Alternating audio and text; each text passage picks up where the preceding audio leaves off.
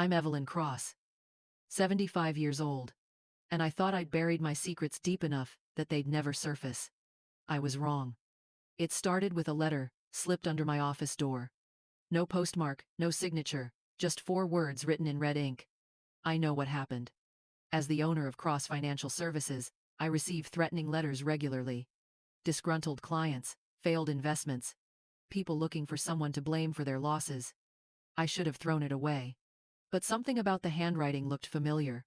The second letter arrived the next day. Riverside Drive. The 15th of August, 1973. The blue car. My hands started shaking. Only 3 people knew about Riverside Drive. Me, my husband Richard, and the person we'd left bleeding on the asphalt 50 years ago. Richard had been dead for 10 years. Which meant, the third letter was more specific. You left me to die, Evelyn. But I survived. I've been waiting 50 years for justice. That night changed everything. Richard had been driving, but he'd been drinking.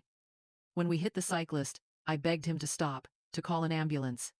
Instead, Richard panicked.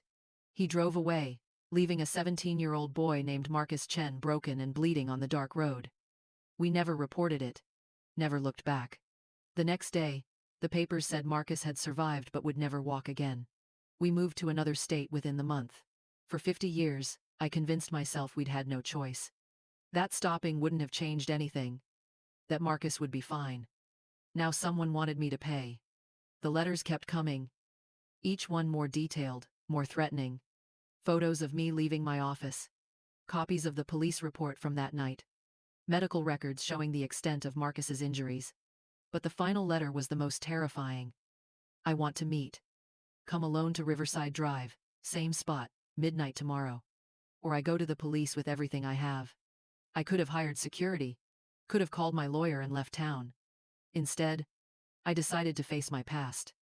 I drove to Riverside Drive that night, expecting to find Marcus Chen waiting for me. An old man in a wheelchair, seeking revenge after 50 years of pain. But the person who met me there wasn't Marcus. It was someone I'd never suspected. Someone who'd been watching me for decades. Someone whose connection to that night went deeper than I'd ever imagined. When they stepped out of the shadows, when I saw their face, I realized that everything I thought I knew about that night was wrong. The accident hadn't been random. The victim hadn't been a stranger. And the person who wanted justice had been closer to me than I'd ever realized. Who was waiting for me that night? What had they discovered about the hit and run that I'd forgotten? And what did they demand in exchange for their silence?